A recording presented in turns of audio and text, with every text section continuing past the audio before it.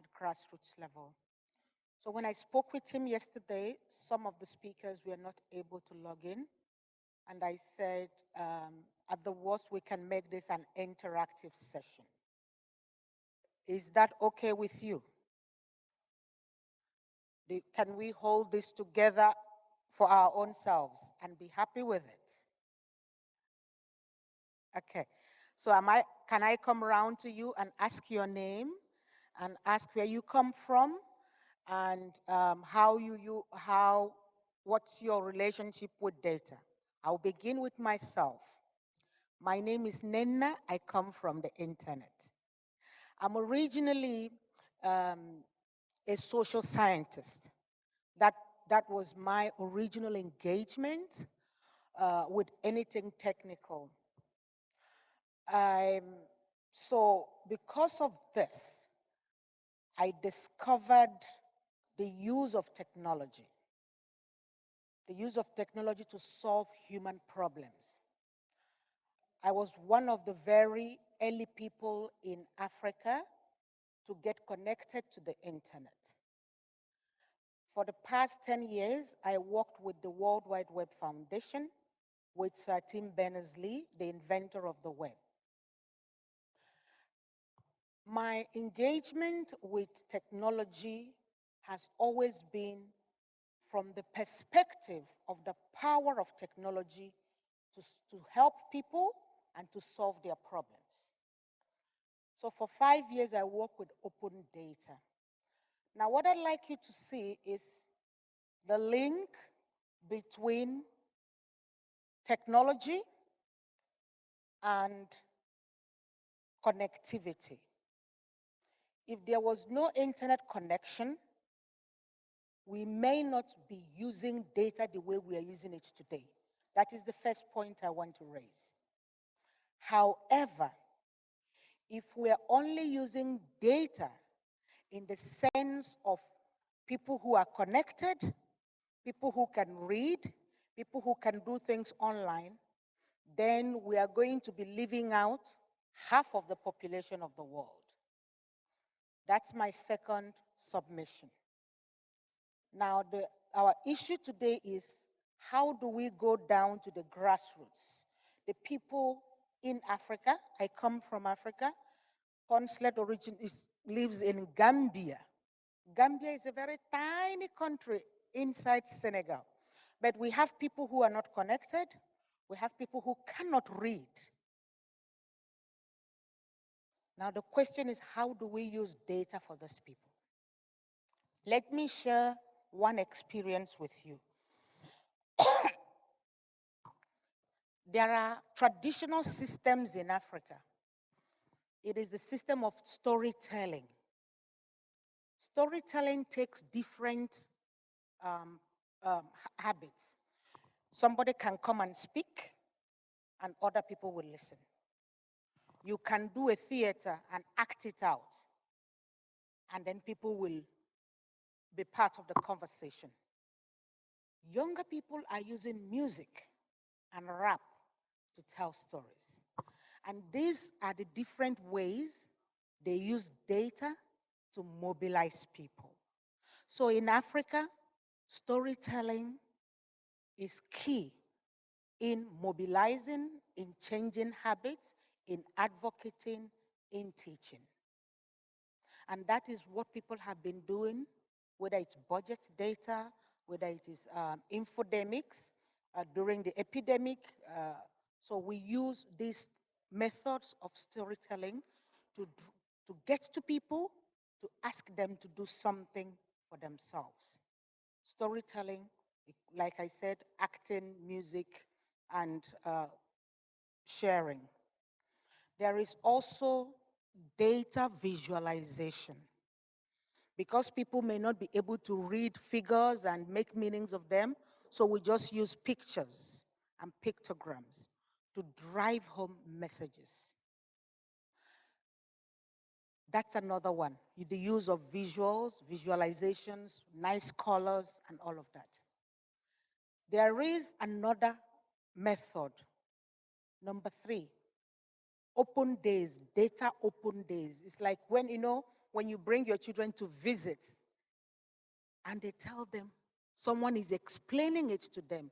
And this is very relaxed. You bring, the whole family will come along and they tell you. So the national budget is like this big cake. So we split the cake into 12. One part is education. This is the national cake that goes to health. This is the national cake.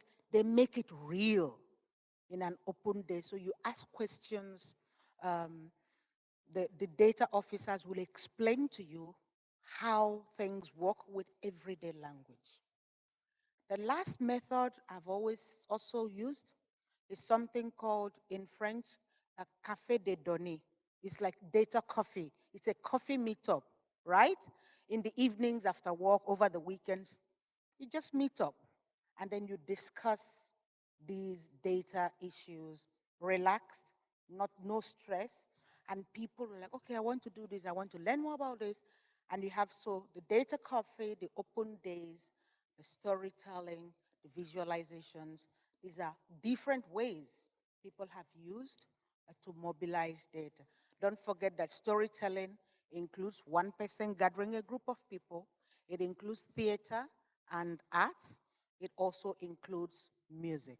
I will stop so far and I'm going to come near you and then you tell us who you are, where you come from, and what you do with data at community level.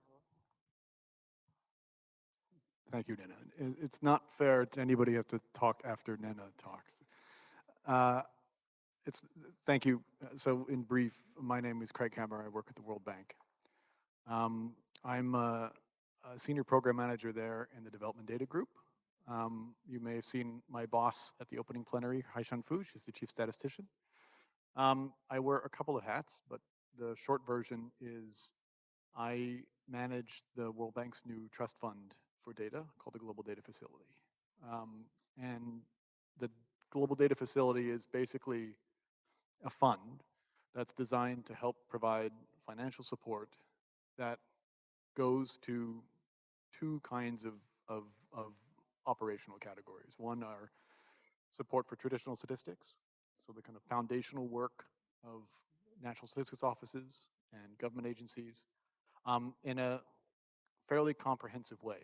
I won't go into too much in the weeds, but I was one of the co-authors of the World Bank's 2021 World Development Report on Data for Better Lives, and that report spells out in detail what we mean by support for integrated national data systems, what support for not just data collection looks like, but for the legal and policy environment for data infrastructure, for data governance, for capacity, institutions, and most importantly, data use.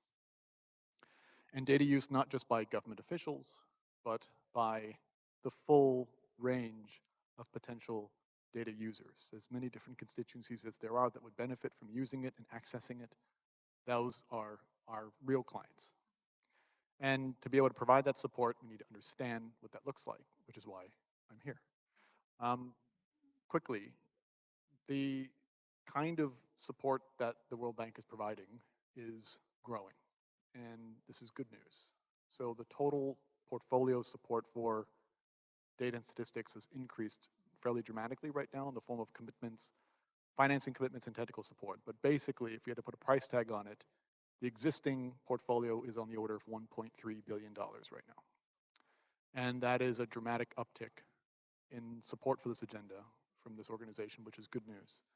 The important thing from the perspective of the World Bank, my colleagues and myself, is ensuring that citizens have access to not just the resources, but to be able to benefit from these resources. And we have to understand what that looks like in detail, and the opportunity to be able to bring citizen science into official statistics, to be able to leverage these resources to create new innovations and generate more participation and engagement in use of these data is a huge priority for us. And so I'm very eager to learn more about that. Thank you, Craig. You've been at the World Bank around data for some time, and now you've got $1.3 billion. I don't have it. No, we're going to keep you here until we get some money out of him. So, guys, this is something great for this. I don't know if any session has had $1 billion. Come on, people. Welcome, sir. Okay, good afternoon, and nice to be here with you guys all. It's very fortunate to have like much time to present myself and also represent my organization. My name is Youngjun, or you can call me simply Jun. It's better to for you to pronounce. I'm from South Korea, and I'm representing a non-profit organization which is named Good Neighbors Global Partnership Center. We are serving for more than 5 million people in more than 50 countries worldwide. So we are focusing on community development and also humanitarian assistance when there are like natural disasters or any humanitarian crisis. In the organization, I'm in charge of the data and information management. So I'm also advocating for the importance of using data and also harnessing the potential of data for our development and humanitarian scene. So currently, our organization is establishing an internal integrated data platform. So I'm here to like learn from other organizations as well. One of our strengths of the organization is we have like deep, high depth, intervention on the community. So I want to know, I want to like have like some solution or idea to how to contribute to the like global data or country data uh, with our community data, because we are like collecting regularly our data from the community people, so it would be good to be like a citizen data organization. So that is all. Thank you so much. That's a very important question. How do community driven data collection and data work feed into the national and why not the global? We're going to come back to this. Anyhow, Hello, I'm Marlene Bajos. I'm from Lebanon. I'm head of statistics Lebanon. Um, I'm here to explore new fields. Uh, I don't know if you know that Lebanon is going through a big crisis, a compounded crisis, and that affects everything. And the public sector and the statistics. So we reach a point that me personally, I'm rethinking of everything. Everything, I mean the meaning of everything, and why a statistical office exists. And so, yeah, that's it. I'm rethinking about everything. So I'm exploring now something new. Maybe I can get to the whole picture and restart from something, from some point. thank you, Madam Baus. You share the same name with the UN Women Director General. Yes, her name is also Baus. Now, I live in Cote d'Ivoire in West Africa, and we have a large Lebanese community. Yes. So whatever happens in Lebanon, I know. So things may be happening in Lebanon, and you think it's just in Lebanon, but we in Abidjan, we follow it. And that's the power of community. And now, his question was, when we're doing something at community level, whether it's data gathering, data use of data for mobilization or for community issues, how does this feed into other things? We're going to come back to this, but I wanted to share with you um, one experience in Kenya. I'm sure you've heard about a police chief, it's like a sheriff, who says, the police is your friend, who goes around, he goes from door to door, he explains to people what the police does. And then he encourages people to report things happening. And then he sends back, he gets in regularly, he will call a community meeting to send the report back. So they made a wall. It was simple. How many cases were reported? How many cases did we deal with? How did we deal with them? And people are like, yeah, that's a good way of, I see now, I see what the place is doing. And later on, people said, Chief, the way you are dealing with this thing, can you help us in other issues? And he says, I'm only just a local chief. They said, yes, but now you are dealing with our security. We also think you can solve our water problem. He says, okay, come together, let's talk about it. How much water how many families do we have? How much water does a family need? How much time do you use on water? Who is lacking water? So they got into a water discussion. And when they got all the data, they went to the provincial, the county level, and they said, this is I am only a local chief. I'm not educated, but this is what my community is going through. They said, okay, how can we get water to this community and how can we manage it? So they organized, now we know how many communities and how much water we need. How do we organize this water sharing? They did that, they tracked it, they recorded it. On the same wall, they brought everyone back and said, okay, this is how it's going to say, now we see numbers. They call them numbers. And people will come there and see, okay, see where we are going, see where we are, see where we are coming from. That's good. Chief, we want to talk about women and their health. Can we apply the same thing? Basically, simple data practices that build trust in the champion, in the chief, that has community buy-in, that solves real problems. They may not solve the war in Ukraine, but they can solve firewood, they can solve water problems, they can solve seed management for that community. As long as data is generated and used in a way that serves our interest, that is okay. And now, later on, other small villages and counties started doing the same thing.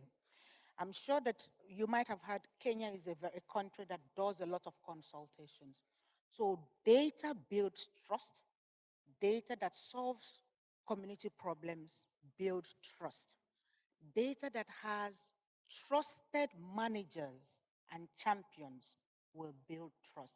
I'm going to come back to you, but ma'am, you are welcome. Thank you. Hi, everyone. I'm Miriam Rabi. I work with the Sustainable Development Solutions Network. I lead our geospatial program called SDGs Today. Maybe there are two work streams I can share that might be relevant to the discussions that we're having. So we have a work stream called Storytelling Through a Spatial Lens.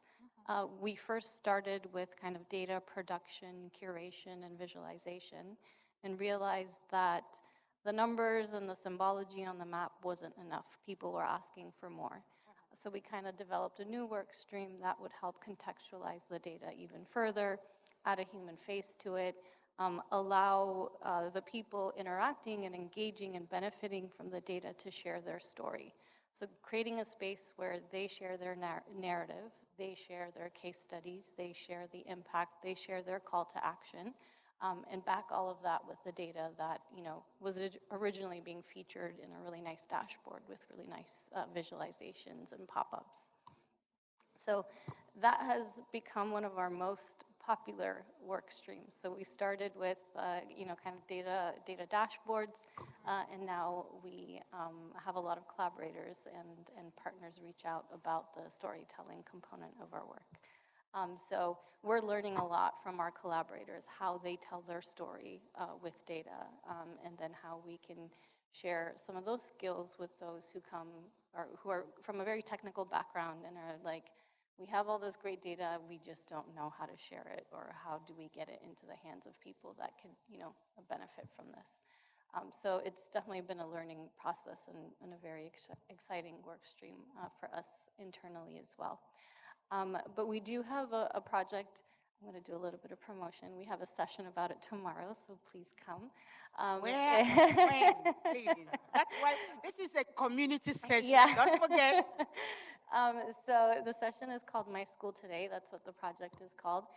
So basically, we launched this project about a year and a half ago. So we developed a model that's based on crowdsourced data. So it provides estimates on walking travel time of school-age populations to schools recorded in OpenStreetMap. So for our estimates to become more accurate, we need more schools mapped because we get our population data, which are also estimates, but from World Pop, which are gridded population data based off of census data. So the more schools that are mapped, the more accurate these estimates become. So it shows, with UNESCO's great help, we were able to refine our methodology so that we can define school-age populations in each country in Africa. So basically, right now, what we're trying to do is we reach local youth networks, schools, community members, even government institutions that are interested in mobilizing communities to learn how to use these geospatial platforms. Why is it important for them to collect data? What's the significance of geospatial information? And then what can they do with that? So they learn how to use the platform, they map their school, they see, that point pop up on the map that's in our dashboard, so they see the direct connection in their contribution to information that can help decision making on where more schools are needed. But in that process, they also learn a new skill. This project, the discussions related to this project have also expanded to issues like internet connectivity. So what about communities that don't have access to a device to participate or internet connection? And so we speak to different funders and donors about how we could potentially get Chromebooks into the hands of these students so that they could take this skill set beyond just this project and then apply it to other analysis that could benefit those communities. So it's turned into a project that has gone beyond what we had originally anticipated and talking about very important issues. I don't have the answer to all of them, so I'm hoping that through a lot of these connections and partnerships, we can address some of those challenges. My school is happening tomorrow, right? Yes. Where? It's at 1:15. Okay. Let me check the room number. It is conference room 11 on the 4th floor. Okay. At 1:15. Please give the microphone to the lady there. You talked about the connectivity, you talked about communities, you talked about dashboards. Let me tell you another story. You already know I live in Cote d'Ivoire. During Ebola, I became a data agent, and I would explain to you. My work as a data agent was to make food. What's the connection?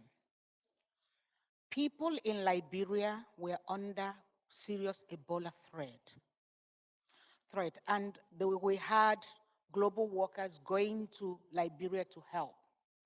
But mapping was a problem because when you recall, when Ebola happened, people had to be quarantined, and then health officials had to go and pick them. How do you know where this person is? We are not in Liberia, we are in Cote d'Ivoire.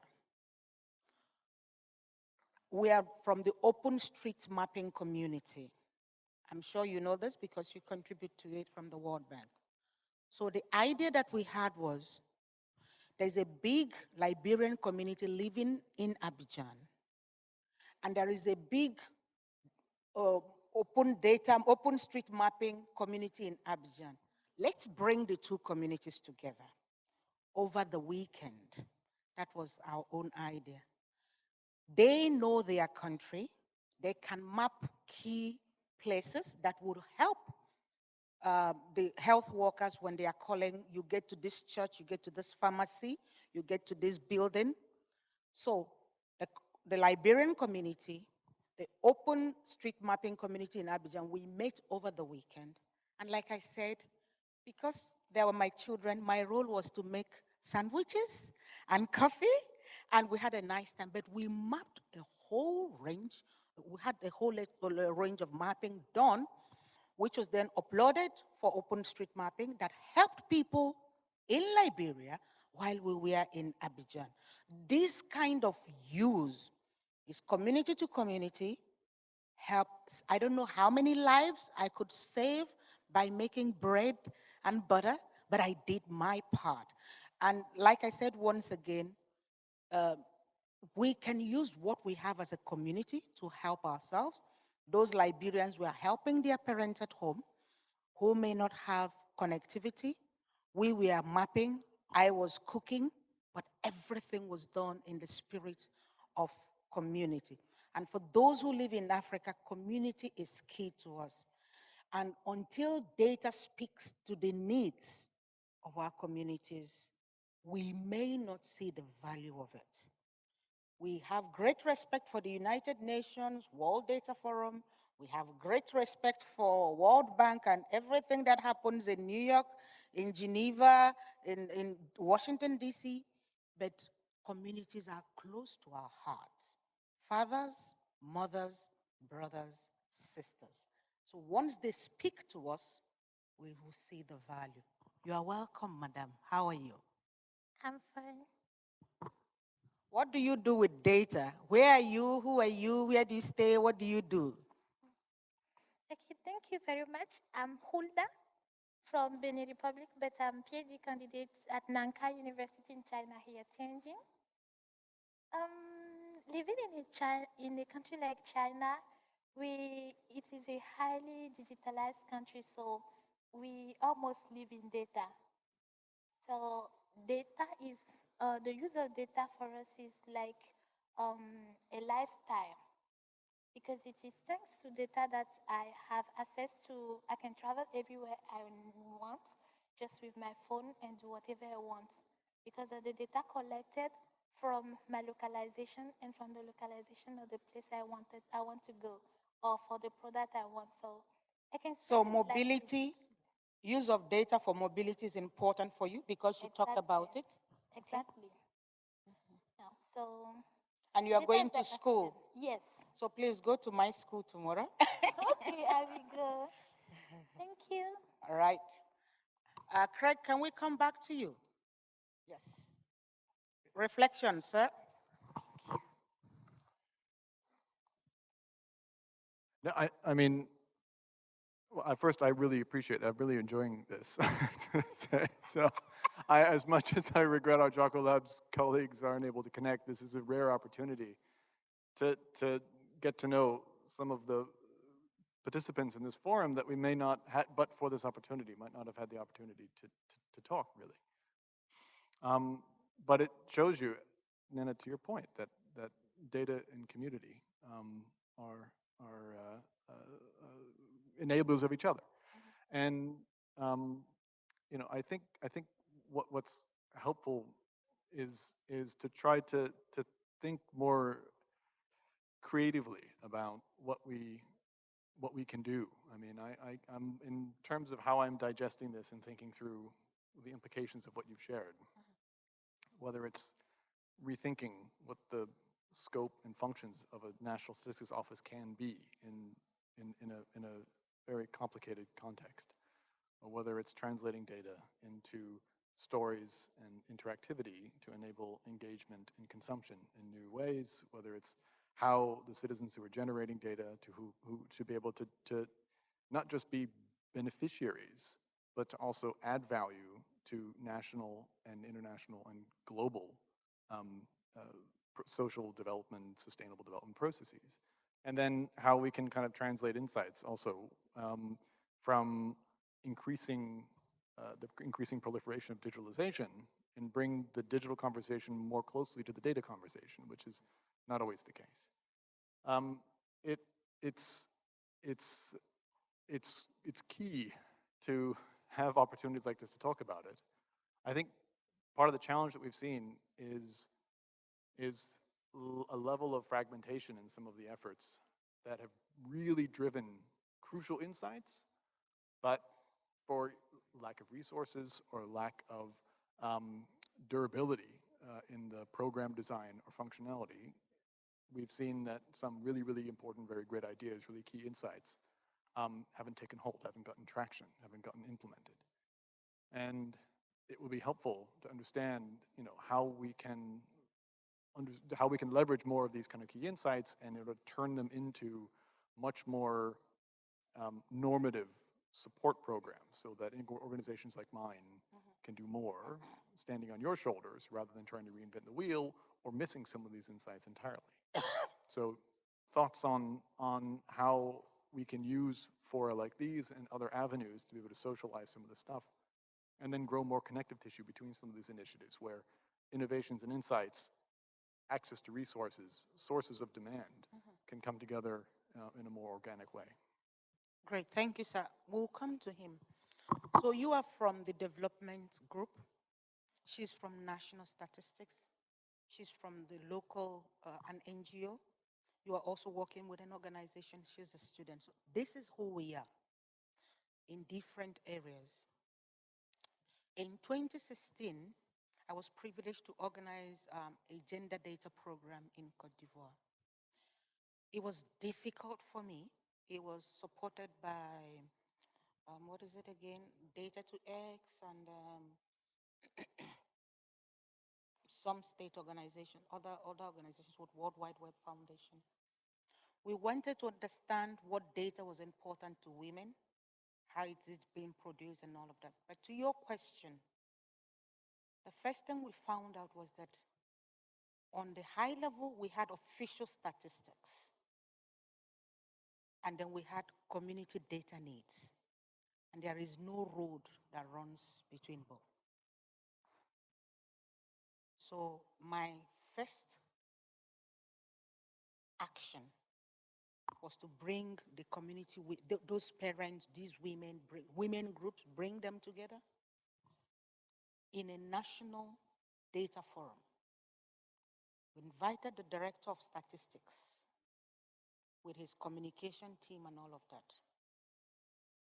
and said, have a conversation with these women groups. So explain what statistics is to them. It was difficult for him because he had never had such conversations. So he comes, he tells us how he runs the national census, how he runs the national expenditure and budgeting and the national development plan statistics. That is what it does. Basically, what came out is that national statistics caters for the need of the national government for administration and citizen services at a national level, which we respect. He trained us, we understood that. We respect you, thank you very much. Now the women, what data, what statistics do you need? One woman said, we live in the savannah. This thing called shea butter. So it's a wild plant that drops its fruits, they pick it up, and they make shea butter from it that we use for cream. That's our work. I have over 5,000 women in the northern part of Cote d'Ivoire in my association. The data we need is how many women are bitten by snakes and die of it because they use their hands to pick. We need this data to be able to drive funding that will help us. There's this kind of stick that helps pick things. We need the data of how many women have died in the past 5 years so that we can present this to the government and use it as an advocacy tool to help get funding to bring that technology that helps our women keep safe. How do you generate that data? Whose data is it anyway? But the women is like, that's what we're interested. We're not interested in global financial data. We're interested in the data that serves our women, that keeps them alive, because that's where that's our work. The National Statistics said we don't do that data, and that's why I'm coming to you. And maybe as a response to you, who are the other data communities that we need to enlarge, strengthen, and build trust in the national data ecosystem, the NSD, the National Statistical System? Because even the National Statistical Institute alone cannot generate all the data that citizens need. Maybe that is something you want to look into. For the countries you want to work with, who are the other strong data communities? The open mapping community, the national coalitions, the women front, the youth front, the technology user hubs and groups. What data do they generate? How does it solve their problem? And how can we build a more robust national data ecosystem? That, that is my own reflection because I've lived through it. Now, as the program was called Tech Muso, we did it in the capital and people put in a lot of projects. Those women said, most of our members can't write. They can't use the computer. We still record names. So what happens is they do the gathering of their butter. They bring it into a cooperative. They sell it together. That's what a cooperative does. And they share their money. So they still use pen and paper. And they have logs, big books, where they keep their data, right? Like, no, we cannot come to our place so you can see what we do. So we send a crew to check on the women, to see how they do these things. And they are the people who are using dancing to do the data communication. And I have pictures of the crew who went dancing with the women who forgot about it. It was wonderful. They made a video about how they produce things. They said how much they make, how many women, but they couldn't write it all. So you can't plot that in a graph. It can only be a story, the storytelling part of it. They did photos. They came back to city and they did the project with us. We said, okay, the only data they have is the video. Let's go show the video to the Minister of Women Affairs. And that's what we did. In 2016, one of the photos was exhibited at the UN headquarters in New York because the women said, Madam, you know internet. We know our work. Can you take our stories and tell them on the internet? I said, yeah, I'll do just that. Take my photo, and tell my story. And we do that. So the storytelling part of it may not be hardcore statistics, but it speaks to the heart of communities and it can go places. I will stop so far and come to you. Your reflections. I mean, firstly, congratulations on that great initiative. Oh, that was a long time I ago. was so touched. So, I mean, listening to your comments and also your story, I found, I'm more like thinking about how to, utilize this kind of data from community for the public good. Definitely, there was a big gap between national statistics and our community, data. For example, in the national level, they say if a village has like a mechanic well, they have like all the members, all the village members have access to water. But in fact, if we go to the village, uh, they, I mean, depending on their distance from home to the well, they have like different access. So some maybe the benefited from the mechanic well, and some others not. So we found this gap. So later we started to, collect more like detailed data by household uh, for our like a community development project.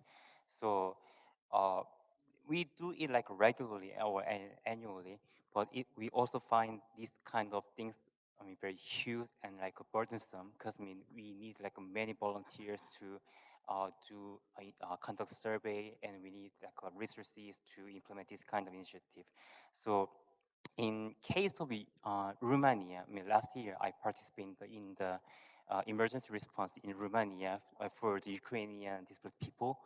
I found UNHCR, the agency, was using the data from Twitter because the Ukrainian displaced people moving to Romania or Poland, they are like a location or geographic laws. Mobility data. Right, right, right. They was like utilized to analyze their like movement and where to go and how many people are going. On the other hand, in our communities, mostly in like developing countries, eh, they do not have like much like internet connectivity. Then how can we, I mean, constantly collect data from them? Maybe some are using like a Rapid Pro, which is like a solution to collect data using short messaging service SMS. But if the community member do not have like a cell phone, then how can we collect data? Do we need to dependent?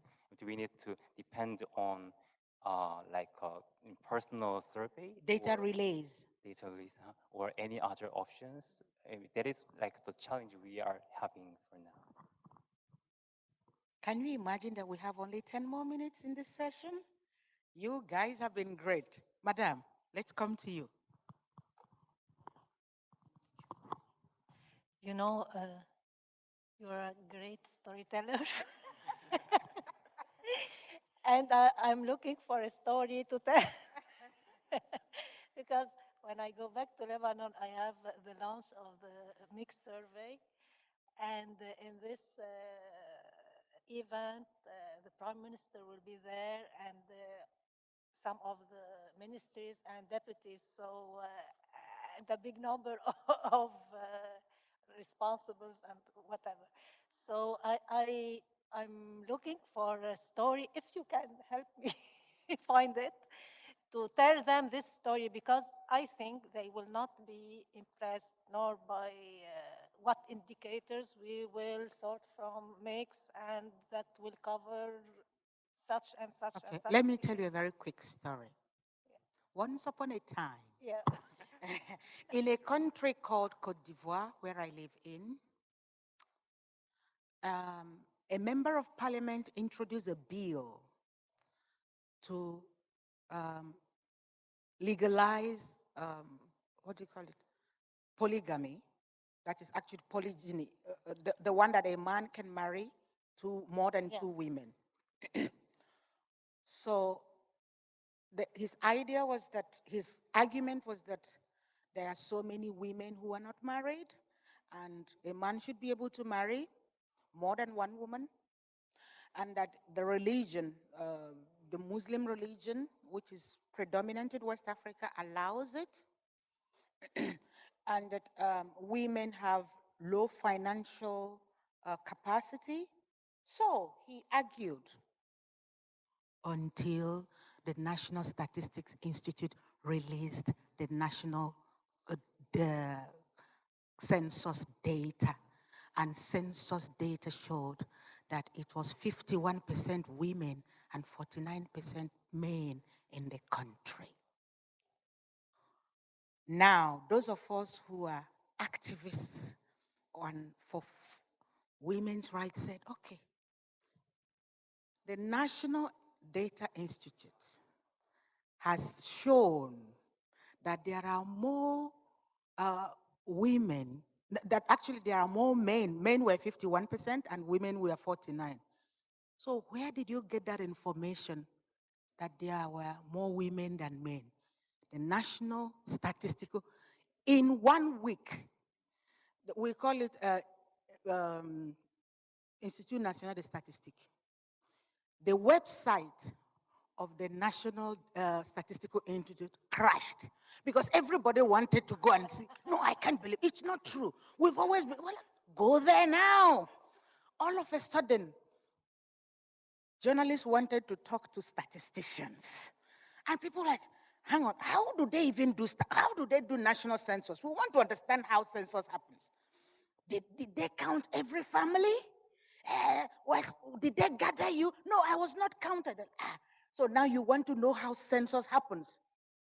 the National Statistical Institute became the star because their work is now tendered as evidence in the National Assembly in a case of men against women in marriage. And that was the big talk in every family. So, by the way, what exactly does National Statistics Institute do? Who even works there? How do, hey. It was a big debate. So tell them the story. Tell them that they need your institute. Tell them they need your work to settle some issues. That bill didn't go anywhere because there was evidence that there were more men living in Cote d'Ivoire than women. But in getting down to the metadata level, what actually happened is that Cote d'Ivoire has a high level of immigration. So we have foreigners who come from neighboring countries. They are mostly men. But within the Ivorian population, nationals, women are more than men. But overall, men are more. But since the data that was good for us is the one that says men are more than women, that's. But it was because there was a debate now that the National Director of Statistics will now go down. Since then, the next time, the next census, everybody was like, no, now we want to know how this thing happens. They were calling. They're like, you need to come and count my house. And I was counted on WhatsApp. I mean, all the questionnaire, I filled it on WhatsApp. They asked me the question, I will respond. So now in Cote d'Ivoire, once there's a census, everybody knows that it is very important. I better not miss it. Yeah, because they have numbers that affect my everyday life. And that's still the same response. The work you do saves lives. The work you do is used for decision making. The work you do settles debates between husbands and their wives. The work you do allows children to go to school and mothers to know which school to put their children to. That is the storytelling part of the work that you do. Thank you. That's good. I think maybe just adding to an earlier point you made about the different stakeholders and how do they engage with each other or communicate with each other and who are they. So you mentioned a couple, maybe another group to add is academics.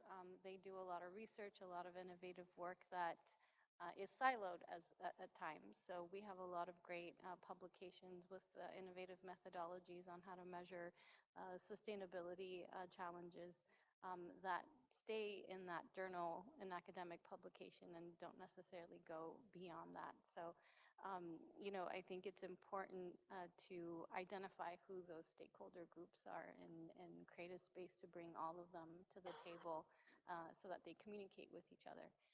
And another point is, I think in addition to, some of the technical innovations that we discuss at events like this, it's important to also discuss the cultural shift that we need to enable so that when we do go to an NSO with some data, it might be non-traditional data, but it provides insight, a timely insight into a challenge that they may not have data on, but still are resistant to, acknowledging the insight that that data source might provide because it's not, a traditional data set or authoritative.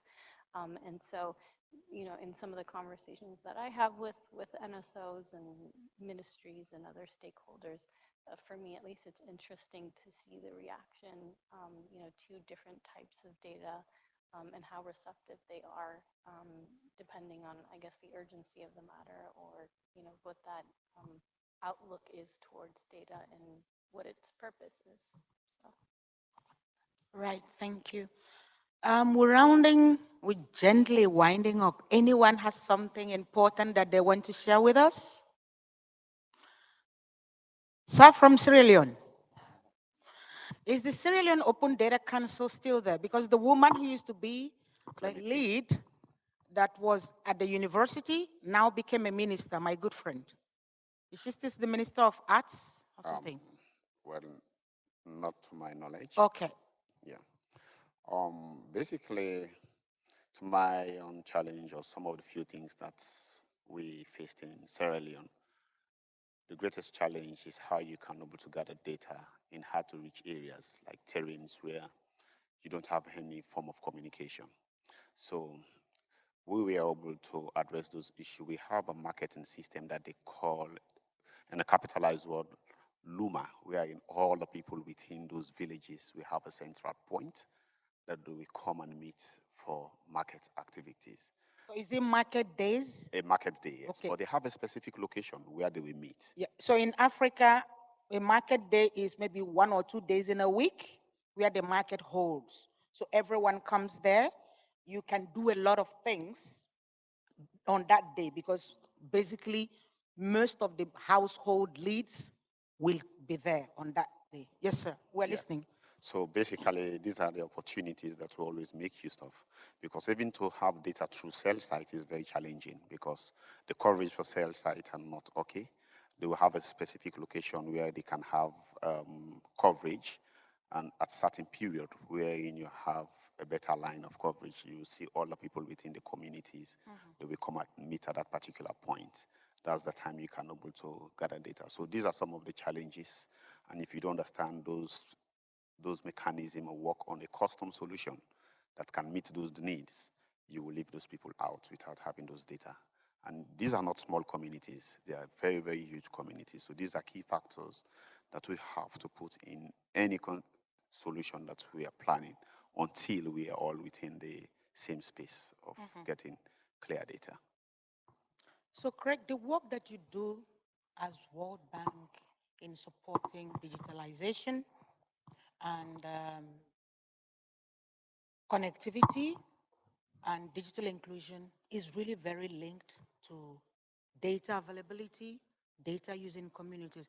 It may sound high level to you, but this is actually, you see how it comes together, whether you are mapping, whether you are schooling, whether you are generating data, technological capacity, even at high level, for technicians, for NGOs, for academia, actually fuels data growth for communities. So please keep doing that work.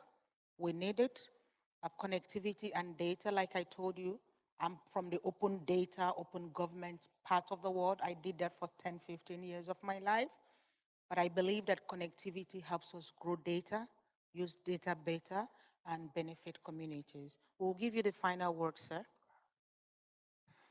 Thank you, Nena, and thank you everybody for sharing what you are doing and what impact you're having. I mean, it's really, really inspiring, and I've learned a lot in the last hour, and I appreciate that.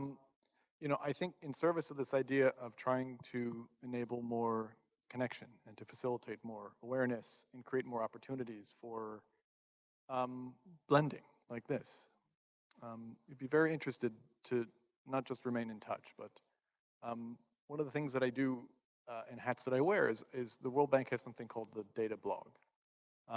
And it's one of our kind of primary communication amplification mechanisms.